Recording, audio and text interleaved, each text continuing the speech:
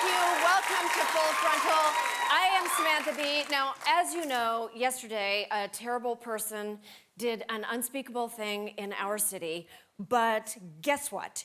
You cannot scare New Yorkers, so don't even try. We still spent last night puking onto cop cars while dressed as sexy Stranger Things kids. Then we rinsed out our mouths and wrote a comedy show about other stuff. So fuck you, terrorists. Let us get to it. Now, look. At a time like this, it is important to focus on the things that make us happy, like indictments now. Oh, it's so much fun. Just picture it. Our snake pit of a White House is slithering around, giving each other the side eye, wondering who's wearing a wire. Oh, they're such bad people, and they're all so scared. God, it's the little things. But it couldn't last. We knew when the first indictment dropped that the Trump team would immediately do something frantically racist to distract us from how they pillaged our democracy for some nice rugs. The only surprise was who was doing the racisting this time.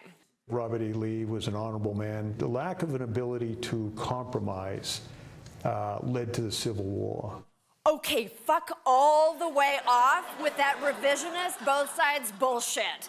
Okay, I'm sorry, that was harsh. You know what? Let us compromise. Woman to property. As in, you are my property. You come work for me for free, I'll beat and rape you whenever I want, and you let me know how long you're willing to wait for the nation to come to a compromise on your humanity. Oh my God, John Kelly, how could you talk like this? You were supposed to be the one we didn't have to watch like a hawk. You were supposed to be the hawk. What happened to July John Kelly? That guy was supposed to whip Trump into shape. Metaphorically speaking. I look forward to working with General Kelly. Disciplined and decisive leader. He will bring some order and discipline to the West Wing. A four-star Marine Corps general. This is real stuff. This is an adult. An adult in the room. A new sheriff in town. Start tightening up the ship a little bit. Damn, a sheriff general sea captain? That's my dad's favorite new show in the CBS lineup.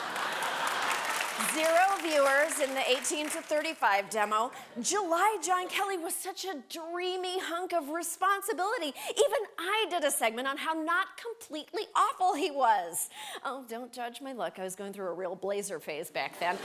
You know, what can I say? We would have been grateful to anyone that kept Trump's merry band of nut jobs from cramering into the Oval Office whenever they felt like it. And he seemed like he got it. Remember Trump's batshit insane speech to the UN when we all took such comfort in Kelly's devastated facepalm? It was like America was his head, and for just a moment he was cradling all of us. But Kelly didn't suddenly become a racist dickbag when the leaves turned. You know, as Oprah says, if someone shows you who they are, believe them. Also, I'm Maya Angelou. Don't attribute my quote to Oprah anymore. And John Kelly has been showing us for a very long time. Before he was chief of staff, Kelly was chief of Homeland Security, a position he got because his hawkish views on the southern border caught the severely bloodshot eye of Steve Bannon. Kelly was the guy in charge of 2 of Trump's most racist policies, banning Muslims and deporting Mexicans. You don't put someone in that position unless they're a true believer, and Kelly is.